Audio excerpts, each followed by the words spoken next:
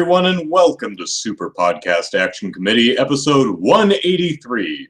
Andrew Eisen here, and that's all that's going to be here. The Zacharys, or the Knights rather, are doing Easter prep stuff, so they're busy tonight, and it's another Andrew solo show. So, as with most Andrew solo shows, it's going to be very loose format. So if you have any particular questions on whatever topic, feel free to ask away in the chat. If you're watching on YouTube, head over to Game Politics. Yeah, it's that way. Game Politics is actually that way, relative with me. So head over to gamepolitics.com, and the chat widget is embedded on the page. It's a Twitch chat widget.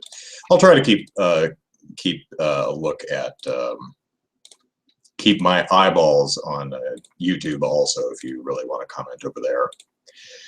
So,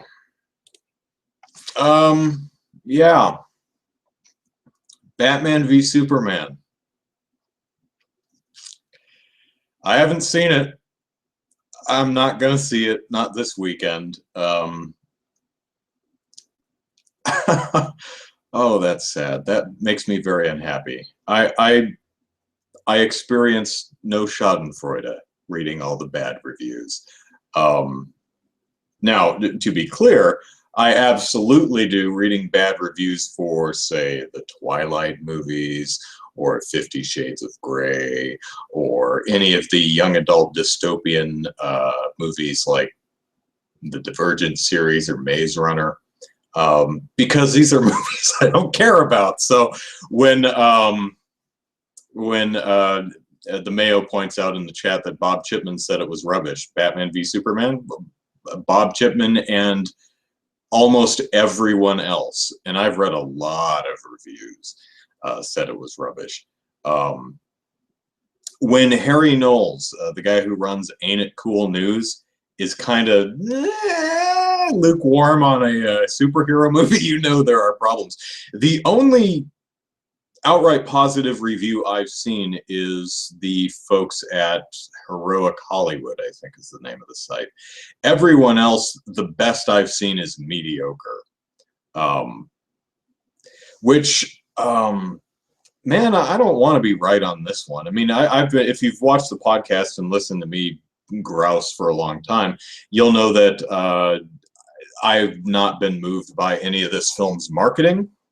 I've maintained that all of the marketing has done nothing to interest me in the film and makes it look like an absolute joyless slog. And reading the reviews, that's apparently if the marketing makes you go, oh man, this looks amazing, you're probably going to have that reaction. But if you look at the marketing and you're like, oh man, this looks not good, you're probably going to have that reaction. But I don't know, I haven't seen it. I'll probably go see it in a couple of weeks. It's going to make all the money because everyone's going to go. It's Batman and Superman. You have to go see it. Dinar Watt in the chat says, I thought Ben was pretty good. Ben Affleck as Batman. Yeah, most of the reviews say that Affleck makes a good Batman. And Wonder Woman looks cool doing punching stuff. I mean, it's Zack Snyder visually. The aesthetic may not rub you the right way, but visually it's probably looking darn good. And divorced from the context of the film, there's probably a lot to enjoy. Car chases and fist fights and explosions and all that really cool stuff. But yeah, I don't know yet. I'll see it in a few weeks. I think I'll go see Zootopia tomorrow as one of the film I actually want to go see. But it's one of those films that it's like, I almost feel like I have an obligation to see it. Like I'm seeing it out of some weird sense of duty. Like I have to see it, and I really don't. And this movie is really strange. This movie is the first time I have seen nearly every single film reviewer just say, screw it, all spoilers. So I know everything that happens in the movie, which isn't much beyond what they already gave away in the marketing. But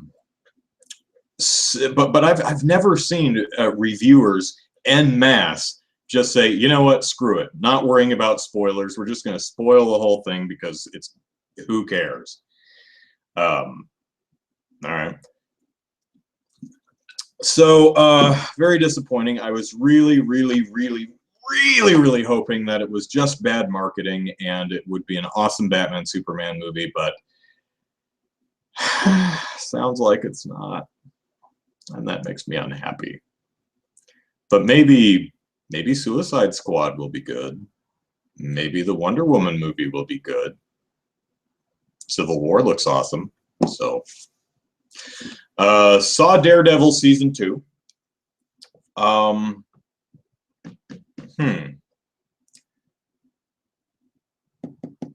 It's simultaneously better than the first season and not better than the first season. What it does better than the first season, it blows the first season out of the water doing, but what it doesn't do, but that doesn't make any sense. It does a lot of things better in the first season, and it does a lot of things worse. So it ends up kind of being the same if I were to rate them, I guess. Interestingly, what doesn't work about Daredevil season 2 is Elektra. Pretty much nothing about that character worked for me. And I felt that she just completely sucked the life out of that show. Didn't work for me at all. Didn't like the character. The actor's fine. I think the actor played Elektra just Jim Dandy. I just did not like the character. I didn't like what they did with her. I didn't like the stories around her. I'm still not clear on what some of the story around her actually is. But overall, I felt that the secondary characters had more to do that was more integral with the plot, and I liked it. I know a lot of people really don't like Foggy Nelson. I do. I like him. I think he's cool. I'm not really sure why some people don't like him. I don't have a problem with people who don't like him, to be clear, but I do see a lot of people like, I hate Foggy Nelson. And they don't really elaborate. Like, it's assumed, it's known that we all hate Foggy. We do? Some people you just find insufferable. But I like Foggy, I like Karen, I like the secondary characters. Daredevil, I found probably one of, aside from Elektra, one of the least interesting characters in the show. Punisher's great. The story revolving around the Punisher's great. Really liked it. Despite Elektra just kind of sucking the life out of the show. So really episodes 5 and 6, if I'm remembering right, were really hard to sit through for me. But once it started picking up the other story threads, I got back into it. But so good show. Looking forward to Luke Cage. Oh, the internet's told me that attached to the final episode of Daredevil Season 2 would be a short teaser for Luke Cage. No, it's not. It's not there. At least on my copy of Netflix. I don't know if they removed it the next day. I mean, I've seen it on YouTube. It's a really short thing. Luke Cage gets shot and just, brushes it off. That's Luke Cage. It goes, Luke Cage. So that's going to be cool. Mayo says, I'm a bit of a Marvel fanboy, so I'm indifferent to the movie's success. Would you say it's worth a matinee at least to just check it out? Mayo's not asking me that, but that's definitely how I'll see it. In fact, that's how I see all movies, is Sundays before noon, which is $6 and change. Yeah, I'm curious. I want to see it just to see it. But then again, I got to a point where it's like, do I even want to see this movie? I mean, I know what happens. I've still never seen Superman Returns. And it's pardon me, one of those films that I kind of want to see because it's Superman. You know, you have to see it. So let's see. Because I bought Netflix for a month so I could watch Daredevil season 2. I watched a couple other things. The animated DC shows that I hadn't seen. Watched Flashpoint Paradox, which I said this on Twitter, but oh my gosh, Flashpoint Paradox has the worst animation I have seen in any of the direct-to-video superhero cartoon movies. I would be hard-pressed. I might even go so far to say that throughout Batman animated series, Superman animated series, and the Justice League animated series, there have never been that many characters so completely off model. And I'm not talking about the design of the show, which I don't like. That's not what I'm talking about. I'm talking about the ugly arse characters, because their designs are stupid, go off model really frequently.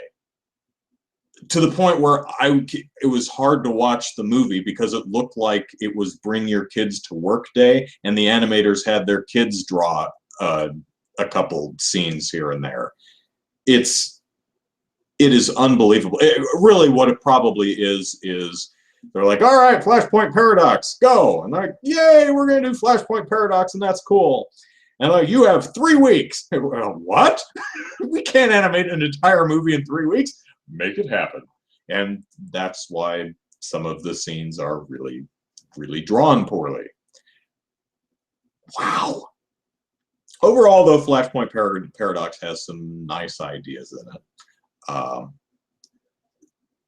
For example, I like what-if stories or Elseworld stories.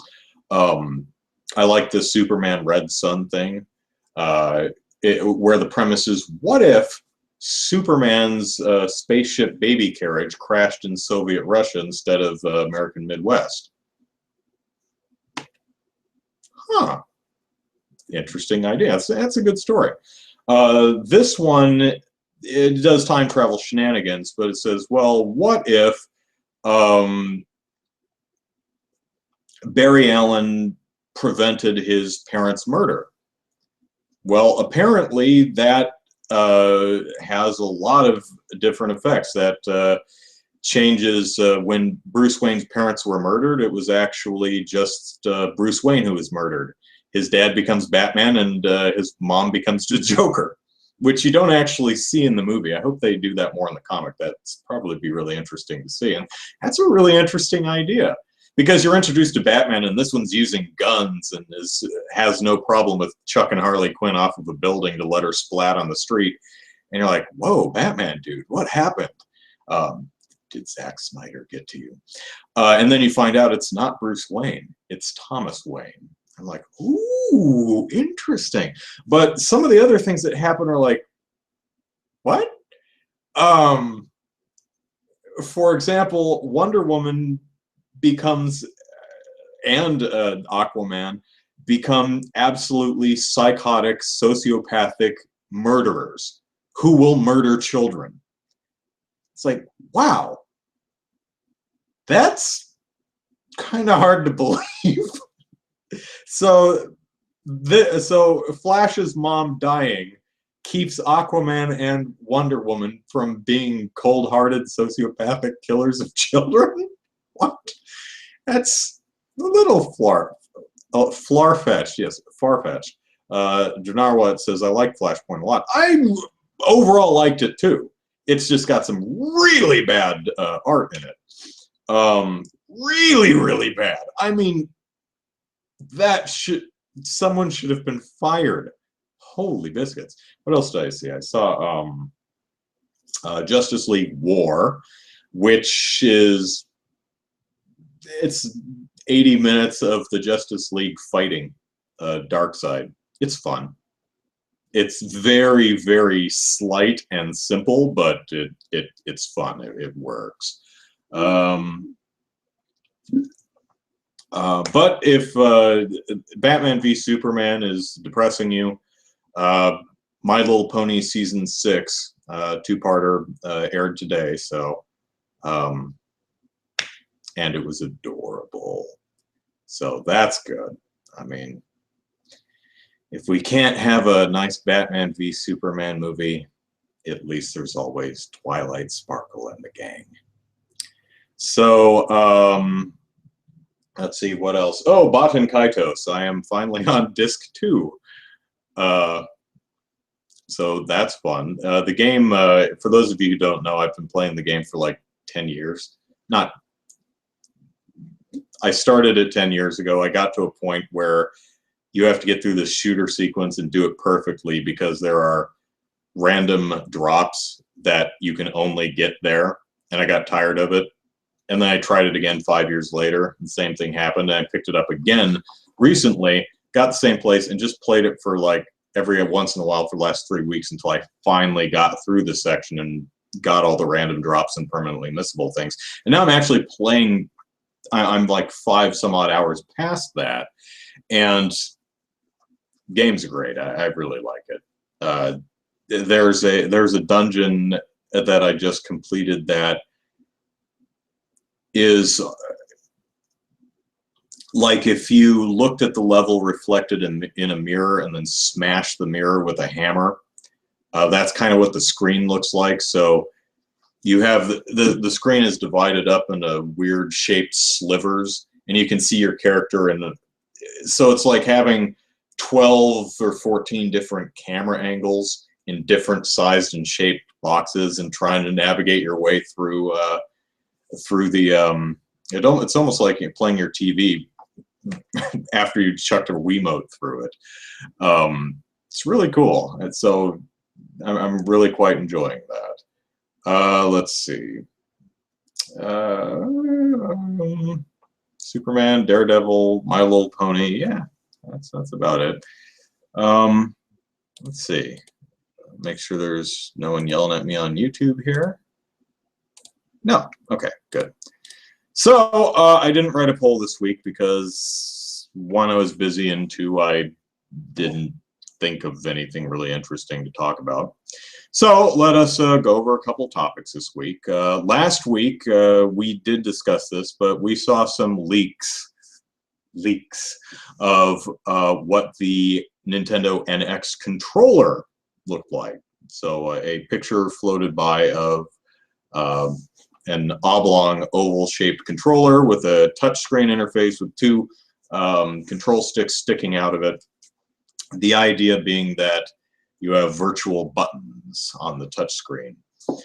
And there was a lot of, is it real? Is it fake? Is it Photoshop?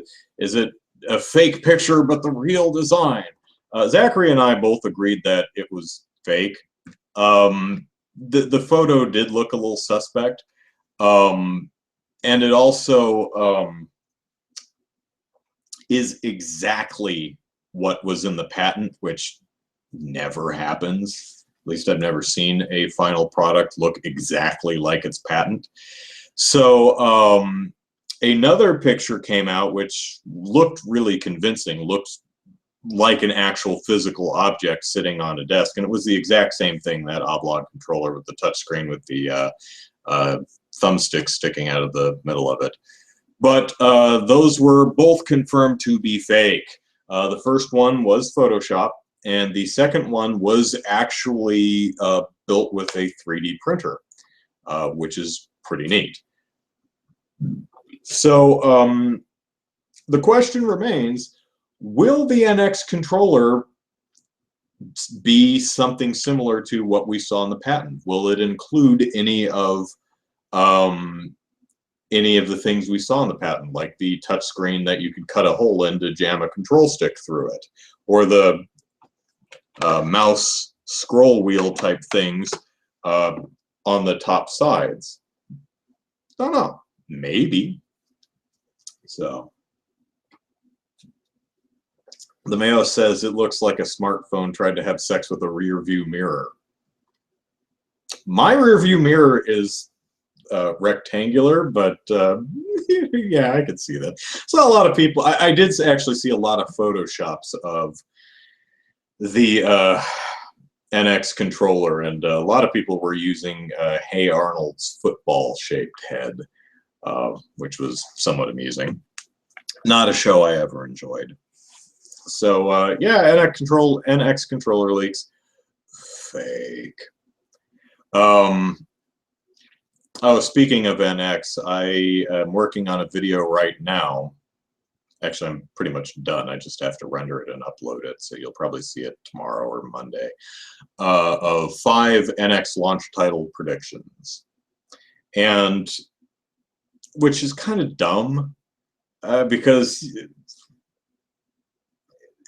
anytime someone does a let's predict launch titles for whatever platform, it's always going to be sequels and entries in existing franchises, because it's really difficult to say, okay, well, I predict that there's going to be a game starring a mutant hamster and his sidekick, Ostrich, who he picks up and pulls ostrich eggs out of his butt and throws them to damage enemies. It's like, wow. And that's going to be a launch title for the NX. The ostrich egg throwing mutant hamster. Okay. I mean, at least if you say, well, there's going to be a Mario game, you're probably going to, there's a chance you'll be right. Well, there's going to be a Mario game and a Zelda game and a Metroid game and maybe a Pikmin game and maybe that year's Madden and Call of Duty. Safe bets like that. So my list of 5 are somewhat reasonable, somewhat possibly to happen, but more of just a thing that's been on my mind and maybe a little conversation starter. It'll be interesting to see what other people predict. So, all right, moving on. Here's an interesting story from this week. That Dragon Cancer, a game that came out in January of this year, I believe, which chronicles the lives of the developers as they raised their terminally ill son who died last year, I believe. And so the game is about them raising their very young son. I think he was only a couple years old before he passed away, and what that was like. And it's a very linear, very narrative-heavy game. And it's been critically pretty well received, quite well received actually. Lots of kudos and plaudits. Really, the biggest criticism I've read is the more overtly gamey aspects of the game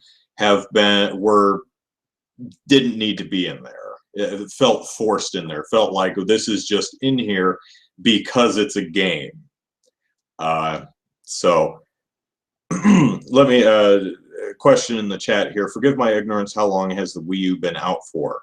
A little over 3 years. It came out November 18th, 2012.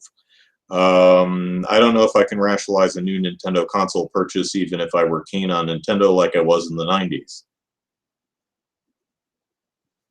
Okay, well,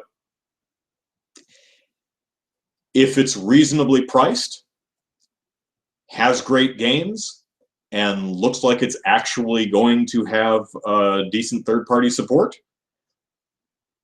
there's your rationalization. At least that's how I rationalize it. But, I mean, Andrew, are you going to buy an NX? I mean, I'm a raving Nintendo fanboy, so yeah, probably. It would have to be something really terrible and stupid for me to not buy it. So, yeah, I almost certainly will, but we don't know anything about it yet, so I'm not going to buy it. I am going to buy it. I think it's really too early to come down with the hammer of absolution either way. Anyway, back to That Dragon Cancer. So That Dragon Cancer is a very narrative heavy linear experience, which means that when you do a Let's Play of the game on YouTube, all Let's Plays kind of divorced of any commentary, the Let's Plays are going to look pretty much the same. Which means that a lot of people, once they've seen a playthrough of the game, they've now experienced the game, because that's that. So, earlier this week, a lot of Let's Players found that they were getting content ID claimed, not takedown requests, but they were getting content ID was matching the game's music, and what that does is it claims the revenue. And so a lot of Let's Players went back to the developers and said, what the hell? And the developer wrote a blog post and said, we have not, as well received as this game has been, we have not made a single dollar on it in profit, I guess. So, and he said he didn't feel it was totally fair for people to be making money off of their work. And to an extent, I can appreciate that. I've never really understood. He goes on with our musician made music for the game and we think he should be paid. And I agree with that, but didn't you pay him to do that? I mean, it seems weird for me that a musician, and I am a musician, in case you were wondering, or in case you were saying, well, you wouldn't understand. If someone commissions me to write a piece of music, which they wouldn't because I suck at writing music, but if someone commissioned me to arrange a piece of music, which they have before because that I can actually do, and they say, Andrew, arrange this piece of music for this game. Here's your money. Okay. I wouldn't expect to be paid every time that game was played and someone heard my music. That's just weird to me. So now, if someone took my music out of the game and uploaded that separately, yeah, that's fine. But the music is part of the game and part of the experience. I don't believe you. I mean, it would be great. I would love to be paid multiple times for the same thing, you know? But I don't know if that's exactly fair. Now, the developer did release the content ID claims. They've put the kibosh on that, so that's done. But it's interesting because I think we all draw the line somewhere as far as fair use goes. One of the things he was talking about is Let's Players who were just posting playthroughs of the game. They weren't. It wasn't transformative in any way. There was little to no actual commentary. It was just a playthrough of the game. And in cases like that, I'm inclined to side on the developers. For example, if someone just uploads all of the cutscenes from a video game, yeah, I'm okay with the developers monetizing that because you didn't make the cutscenes. If the only thing you're doing is re-airing someone else's work, then then I don't believe that's fair use. I do believe Let's Plays, by and large, would be fair use. Ryan Green, I believe the developer's name is. Maybe it's too much work to do this, but I think on a case-by-case basis, he would be absolutely within his right to content ID claim some of these YouTube Let's Plays. And specifically, he says that some people have decompiled the game and just posted the soundtrack on YouTube. I'd be totally fine with them issuing a DMCA takedown for that, because I don't believe you have the right to disassemble a game and post its music, because they are actually selling the soundtrack. If you want the soundtrack, go to thatdragoncancer.com and buy the damn soundtrack. So another thing he says is it would be really lovely if the people who Let's Play my game would, at the very least, point their audience to thatdragoncancer.com. Say, if you like what you see, go here, you can buy it here. Provide a link in the description, things like that. I think one thing that might be able to be done is YouTube now has the ability to kind of tag videos with a specific game. For example, if you look at my Captain Toad headbutts Toadette in the crotch video, you'll notice a tag for Captain Toad Treasure Tracker, and it has a box art of the game. If they could make it so that whoever owns that game could make that hyperlink to wherever, like its Amazon page, or if you play That Dragon Cancer, it should have the box art or the game art and the name, and you click on it and it sends you to the That Dragon Cancer page. And that should be consistent across all YouTube videos. If you're watching a video with a game in it, you go, oh, that looks really cool, and then you click on the game under it and it takes you to where you can buy it and actually support the creators. I think that's one of the things we can do to help promote fair use and discourage people from just and people on both sides, both producers on YouTube like myself and copyright owners, from abusing the system. Because, again, I don't think it's right, or rather, I don't think it's even remotely fair use to just repost someone else's work. Using someone else's work as part of your own, that whole transformative thing, when you're commenting on someone else's work and using examples of it, or doing a Let's Play, or a review, or satirizing something, that's fine. And I do this myself. For example, the Captain Toad video I did uses footage from Captain Toad, and I did get Content ID claimed. And that was not right, because that is an example of fair use. I didn't just upload all the game's cutscenes. Half the video, all of the video is me talking throughout the entire thing. Half of it is footage of myself. The footage of the game is edited and manipulated in a particular way to sell the joke I'm making. And I actually spoke to a lawyer about this, and he said it was a crystal clear-cut case of fair use. So, let's see. Mayo says, Walking Dead from Telltale doesn't have too much deviation in narrative, yet that game did pretty well, I believe. On the flip side, Steam does offer movies now, so how much does your game need to be like a movie before it's no longer a game? Let's unpack that. Yeah, Walking Dead, it is... I can imagine, the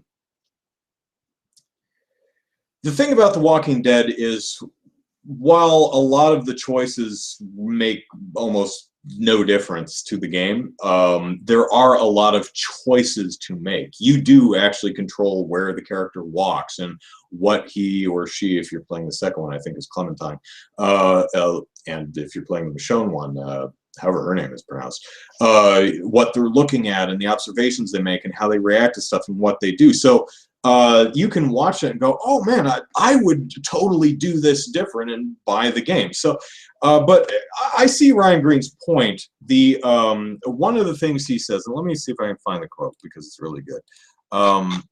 He says,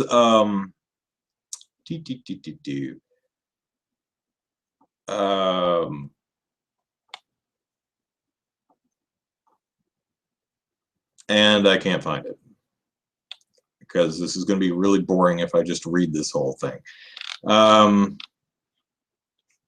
Well, I'll end with this. Ryan Green says, we're asking you to, we are allowing our content, the fruit of our sweat and our tears, to be used by Let's Players and to your fans for free to create content with, and you're drawing a small amount of ad revenue from our content.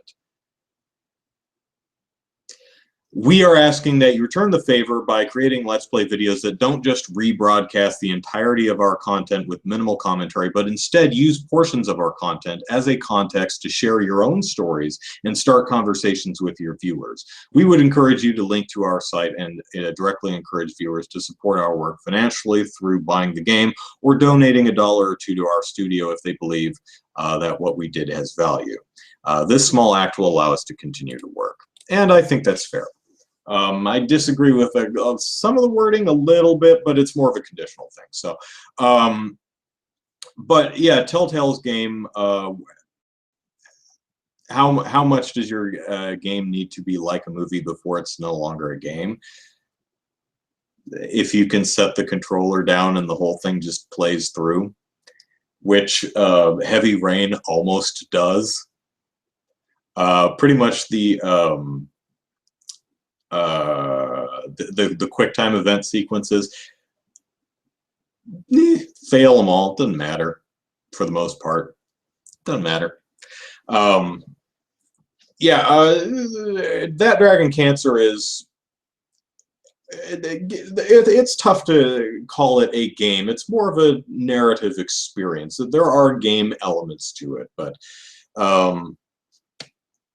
you know, as I've always said, as long as we all know what we're talking about, I don't really care how you label it or what you call it. So, all right, let us move on to another topic here. And that is a study I found this week that looked at online gaming and the difference between trash talk and sexual harassment. Now, unfortunately, I have not actually read the study. I am relying on a report from phys.org and the study's abstract. The reason being is because the study is behind a paywall and I have no budget. So would really love to spend $36 on it, but I need my $36 for other stuff. I mean, I'm not that hard up for cash, but so apologies for not spending $36 to get the study. Anyway, so this study is one of those survey studies. This one surveyed 293 women who play online games and asked them various questions about general abuse, such as swearing and insults and things of that nature, and talk to them about sexual harassment, how it made them feel online and offline, how much responsibility the game companies have for curtailing such abuse, things like that. Again, I don't have the specific questions or the specific answers, but what the study generally found, as reported by phys.org, is that women don't care for trash talking. I mean, who really does? But they're not particularly bothered by it. However, sexual harassment, sexist comments, rape jokes, rape threats, things like that, those do matter and do stick with them after the game and can really affect them in their lives outside of the game. So the lead author of the study, Jessie Fox, said, most women players understand trash talking and having their playing skill insulted, even if they don't like it. But what disturbs them is being targeted simply for being a woman. They don't easily forget those comments and continue to think about them when they're done playing. The moment that abuse stops being about them as players and becomes about them as women, that's when gaming companies are seen as part of the problem. So that last comment leads into, again, don't know how the question was worded, but do you feel that that the companies behind these online games bear some responsibility? And the general response seemed to be not so much for general trash talking.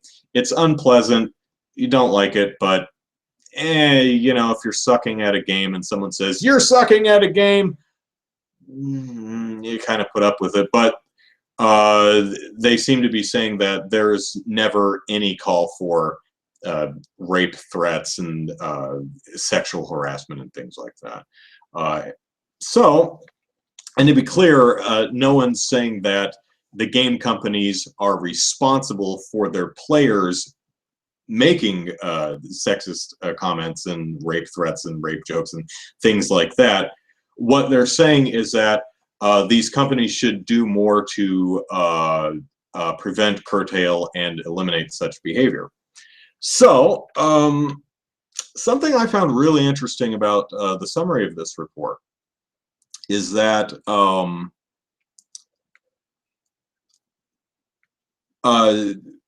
women do something called gender masking. In other words, they make sure that their avatars are not female, and they use gender neutral or even masculine names when online to hide the fact that they're women, so that they're not on the receiving end of sexist abuse or sexual abuse. Jesse Fox, the lead author of the study, points out that there's an interesting cost to this, in that it makes women invisible in the gaming community. Gaming companies assume that there aren't many female players, or that women aren't interested in online games, when they're really just hiding their identity. Women shouldn't have to do that. And that's a really interesting perspective. I had not thought about that before, because there's almost always been the long-held belief that, oh, women don't play video games. Look at all these online games. Where are the women's? It's possible they're hiding. It's an interesting thought that there's a lot more women playing these online games than we might think. They're just using gender-neutral or masculine names and not talking. We actually read a study a couple months ago about some women who just didn't bother saying anything online. So it's an interesting thought. So let me catch up with the chat here. Okay, we're good. And that's really all the topics I had to discuss tonight. So let me look at Eddie Santana over on YouTube says, I hope the NX can run The Witcher and Fallout 4. I'm not sure if you're saying you hope the NX is powerful enough to run games like The Witcher, and I would assume you mean like The Witcher 3 and Fallout 4, or if you really want those particular games on the NX. That would be cool. I haven't played either of them, although I do own Witcher 1 and 2, and I really should play them at some point.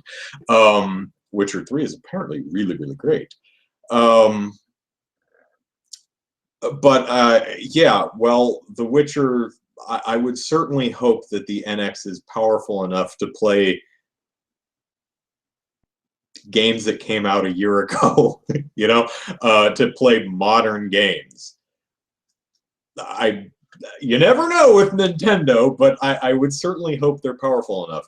I don't know if The Witcher 3 or Fallout 4 debuting on the NX is going to do a damn thing, because assuming the NX comes out in the fall, who cares about Fallout 4 or The Witcher 3?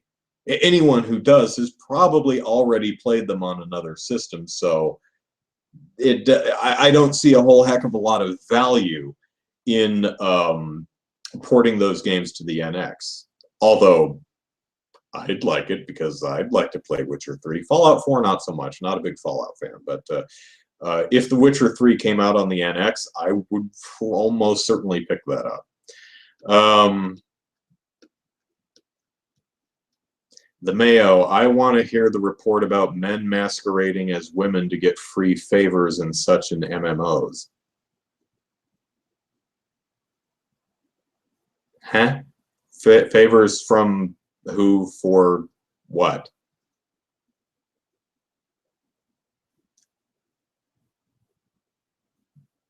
Do male players often give female players like some of their loot or something.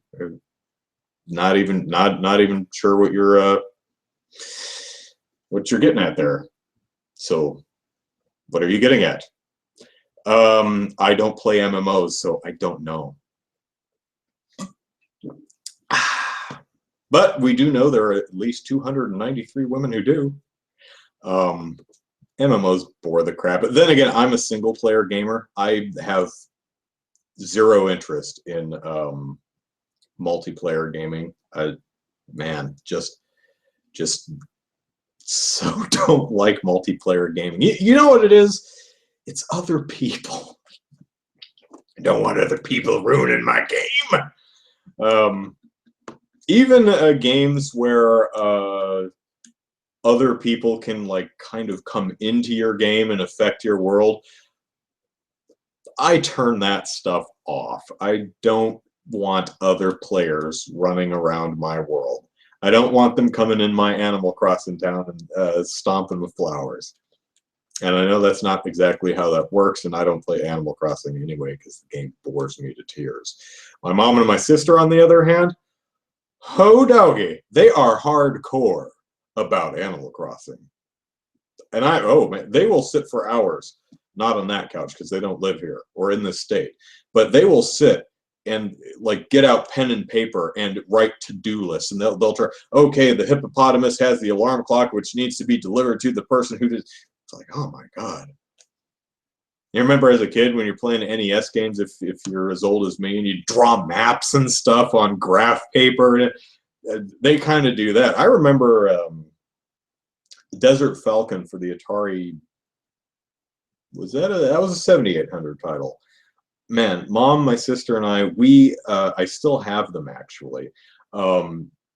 Several sheets of notebook paper. In the game, you're a falcon in the desert, and you can pick up little hieroglyphics off the ground, and every time you pick up 3, if you have a particular combination of 3, it will give you a particular power. So there's like, I don't know, 8 or so different hieroglyphs. So we wrote down every single possible combination of 3 hieroglyphics that you could make, and just went through the game and just filled that sucker into, made an entire cheat sheet of power-ups. That was awesome. Narwat asks if I've played Stardew Valley. No, I have not. Looks okay. I have played, let me see, I've actually never played any of the Harvest Moons, and I wouldn't mind, but they tend to be on the damn handheld, and I really, really, really do not want to play it there. I have played, however, Rune Factory Frontier, and I quite like that game. Which is it's basically a kind of a Harvest Moon spin-off. It's Harvest Moon, so you move into a house and you plow the field and plant crops and stuff, and you go play with the townspeople. But there's also dungeons to explore, and you can recruit animals you find in the dungeon and bring them back to your barn. It's a cool game. The only thing about these games I really don't like are the relationship aspects, and maybe that's because I'm a putz, but and I don't like other people. Yeah, or it's the relationships in video games are always give the person presents until they like you, and that just bores me. I don't have a problem with it. It doesn't offend me or anything. It holds no interest for me. So romancing the girl or guy or whomever in any of these games has never held my appeal. So I guess I can't really win the games because I never bother with the relationship aspects because it bores me so terribly. But I guess, and from what I've read of Stardew Valley, it's essentially the same relationship mechanic. You find out what the person likes and you give them presents and until they like you, until their heart meter fills up. Dinar Watt says they don't really add to the game. If you're referring to relationship things, I don't think they're I think they're a great idea. I just don't. I've never seen them really executed well. They're way too binary, and relationships are obviously a lot more complicated than that, which makes them very difficult, if not completely impossible, to model in video games without. I mean, they'd be so complex that you'd never get your farming done.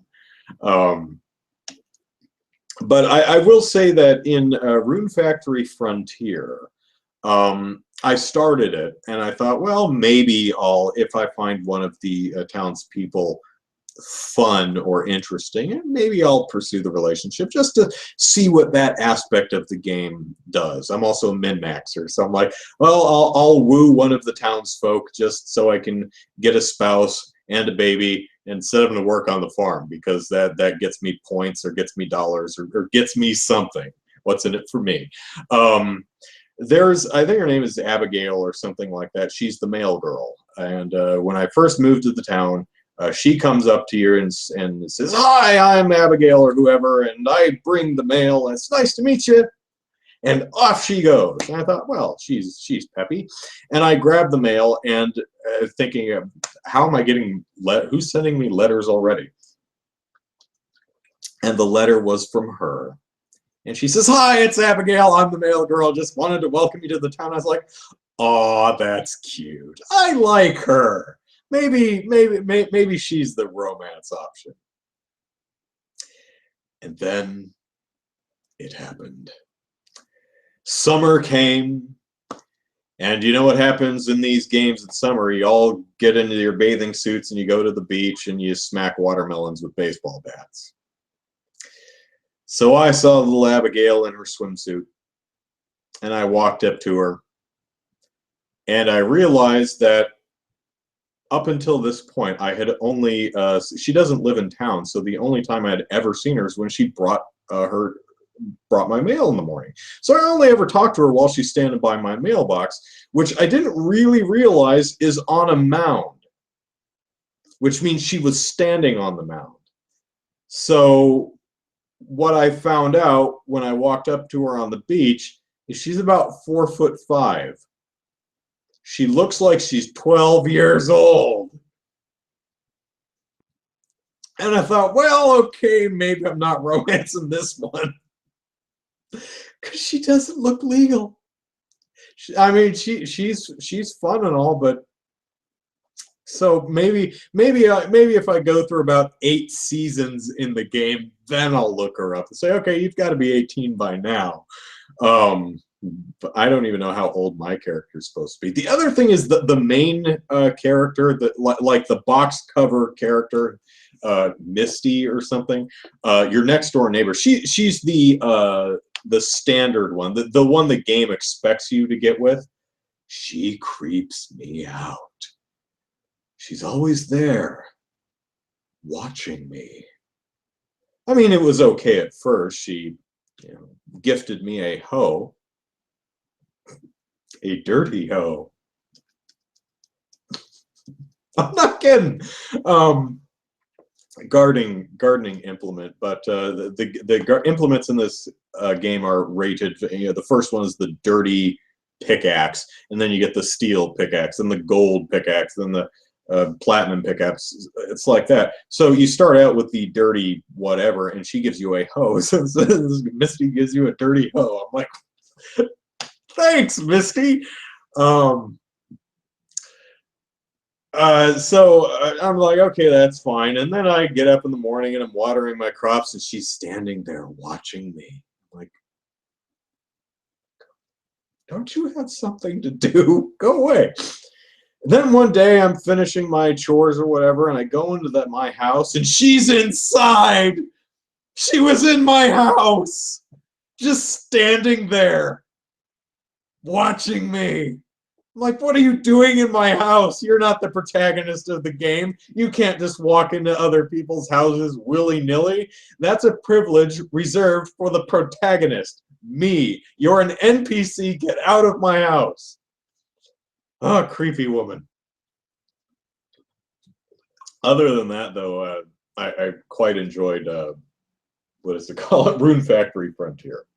So anyway, I guess we'll close the show in case you guys have something you desperately want to hear my opinion on. Sorry for not being prepared. I actually had some stuff prepared with Zachary, but he had last-minute stuffs come up, which is good because his last-minute stuffs, being Easter preparation, tells me that tomorrow's Easter, which I knew because they let us out of work a little early because it was Good Friday, and I just forgot. Janarwat says, this sounds like a creepy game. If that happened in real life, it wouldn't be as funny. Yeah, seriously, if you just imagine walking into your house and your neighbor is in there, just standing in the middle of the living room, looking at you.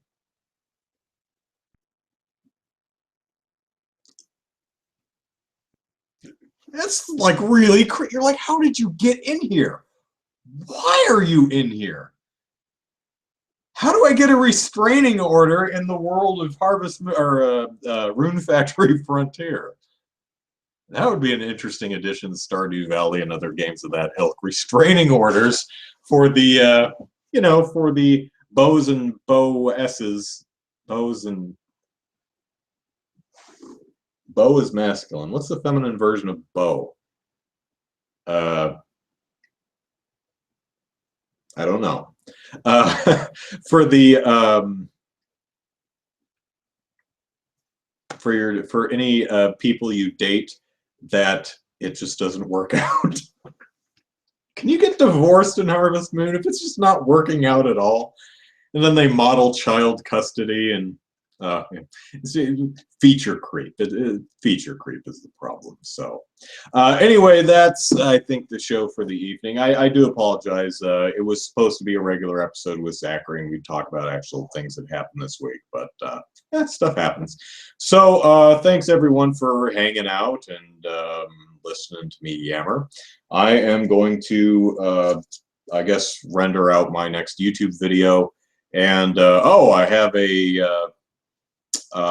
if you saw the, I'm plugging my stuff now. Andrew Eisen, E-I-S-E-N is the last name. I have a YouTube channel where I do videos. Last year I did 30 days of Netflix, where every day I watched, I used my 30-day free trial subscription to watch a new movie every day and made a video about each one. And last fall I did 13 days of horror, where I used my free trial to Shudder.com to watch a new horror movie every day and make a video about it. So I'm going to be starting up one of those really soon. So keep your eye out for that. That should be fun. It's a horrible idea. It's a horrible idea, but I'm going to do it anyway. So keep your eye out for X days of Y. It's 30 days. 30 days of something. What the something is, we'll leave for a surprise. I also have the NX launch title predictions video, which should be out tomorrow, the next day. And I have some other fun stuff planned. So Andrew Eisen is, just type the name into YouTube, you find it. At Andrew Eisen is the YouTube channel. And I'm sorry, at Andrew Eisen is the Twitter. And Facebook is Andrew Eisen YouTube. So do all the social media stuff. Twitter I just use to make 140 character jokes. Facebook is usually promoting my stuff and longer thoughts on different things, like problems I have with movie posters, like like Fox photoshopping a higher leg line for Psylocke's the cut of her leotard, I guess, her costume. She has a much higher cut on the poster than she does in the movie, which is kind of funny. I can imagine the poster artist going, "Olivia Munn needs more crotch shown. Let's redo this. This is my miming Photoshop gesture." There was another one. The World of Warcraft poster, and Gamora, or whatever her name is, the half-orc woman. She is flesh-toned, light-skinned like me on the poster, She's supposed to be green. I have to wonder if it was green chicks aren't hot, no matter what Captain Kirk says, or if it was nothing stupid and sexist like that, but the poster artist got the art of that character and said, golly, the lighting makes her look green. I'll fix that, and just changed her green flesh to regular white person flesh. It's like, what? Oh, man. So, and Matthew, once again, I'm completely done. You always show up right as we're signing off. Well, I mean, I'm teasing you. I don't expect you to remap your day around this show. So what did I think of the NDFW blog post? I have no idea what an NDFW is. So I'm sure it was very lovely. And very insightful. I'm sorry, I have no idea what you're referring to. So anyway, that is all. So let's see, where's the NSFW, not safe for work. Gennaro, yeah, the show's the same time every week, 6 p.m. Pacific Standard Time, Saturday nights. So yeah, okay. Oh, the one about, yeah, I read it. And that's a fine opinion that pretty much everyone has and has been saying for decades. So what the blog post said is some organizations, in this case Twitch, is being inconsistent and unfair with what games it chooses to ban. It seems to be banning a couple games on sexual content. These seem to almost all be indie games, small development studio games, like Shower with Your Dad Simulator and things like that. However, games with actual nudity and sex in them, like The Witcher 3 or the Mass Effect games or several others, are totally fine to stream on Twitch. And it's like, is that because they have big studios behind them? To be clear, Twitch and any other organization has absolutely every right to decide what they do and do not want on their service, and that's fine. But what would be incredibly lovely is if they were more clear on what the damn rule was, because whatever their rule is, we can't figure it out because it seems to be completely like they're chucking darts, and it's completely inconsistent. As I've said several times, what I would do if I were running Twitch is just have if you're going to stream a game that has nudity or sexual content in it, put this game has nudity or sexual content in it. Is that okay with you? Yes. And we're done. That's it. And then with your Twitch account, you can just, I'm okay with nudity and sexual content, so you don't have to go through that damn screen every time. I think informing people about potentially offensive content is absolutely fine. And it's a nice thing to do because there are some people who are like, I really don't want to watch nudity in video games. Well, that's totally cool. I think giving them the opportunity to go, oh, something I don't care for is in this game? Well, I'll go find something else then. I think that's totally cool. I'm not, I mean, it is Twitch's right to say no games with nudity. You'd be like, lame-os, but okay. But that's not what they're doing. They're not saying no games with nudity. They're saying this game is not okay. Why? They don't have an answer. And that's really the most galling thing, is when I've read a lot of indie game developers who are desperately trying to talk to Twitch and YouTube and other services saying, what is the problem? Why is my game not okay when all of these other games are perfectly fine? what do I need to do to make it okay? And Twitch and other services genuinely say nothing, which is not right. So I think that the ESRB should get rid of the AO rating because it does absolutely nothing.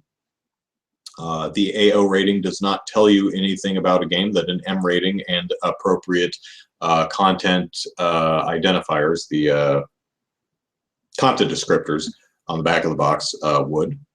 I would be okay if they changed the AO rating to just O for obscenity and just relegated that to pornography. You know, actual penetration, actual explicit depictions of sex. And I also think that Microsoft, Nintendo, and Sony should allow such games on their consoles. They're probably never going to do that. They should allow AO games, but I think that's again, that becomes the problem, is because you have something like Manhunt 2, which for some reason gets AO. And here was the thing, Manhunt 2 was in production and it was totally fine. Nintendo was absolutely, completely cool with all of the content of Manhunt 2 until it got an AO rating. And then suddenly the content was no longer okay. That is stupid. Stupid, stupid, stupid. So if you as a company, Nintendo, Sony, Microsoft, are saying, look, we don't want any games with explicit depictions of sex, fine. No games with the explicit depictions of sex. But saying that Manhunt 2 is cool, Manhunt 2 is cool, Manhunt 2 and all its content is absolutely fine. Oh, it's AO, bam, gone. That's dumb. That makes no sense. It's kind of like drawing a picture of a scantily clad woman. And you're like, by golly, there's a picture of a scantily clad woman. Do you have a problem with a picture of the scantily clad woman? No, I do not have a problem with a drawing of a scantily clad woman. Let me just write something in the corner of this drawing of a scantily clad woman and see if your opinion of the actual content drawn on this piece of paper changes, okay? Okay. All right. Here's a drawing of a scantily clad woman. I'm going to write this right next to her. Age 13. Oh my God, the drawing of the scantily clad woman is suddenly not okay anymore. That is stupid. Now let me take the eraser. 19. Drawing of the scantily clad woman is okay again. That stuff is stupid and annoys the hell out of me. So, them's my thoughts. All right. I think I am going to have sushi because every month the sushi place I go to has a month special, and I have not been there this month. And this month is quickly coming to a close, so I should go there. And then I'm going to come home and play video games, because video games are cool. All right, so thank you all for watching Super Podcast Action Committee, episode 183, weekly show, streams live in Game Politics every Saturday night at 6 p.m. Pacific Standard Time, Matthew. But if you can't make it, that's cool. It's archived on my YouTube channel, and you can also find an audio version of the show on iTunes. So, have yourselves a wonderful Easter. Happy Easter Eve. And in the meantime, you can follow us on Twitter at SuperPackPodcast, and us email superpackpodcast@gmail.com. Like us on Facebook, and what was the other one? Oh, yeah, subscribe and rate us on iTunes. That is it. We are out of here. Have a lovely day. Bye-bye.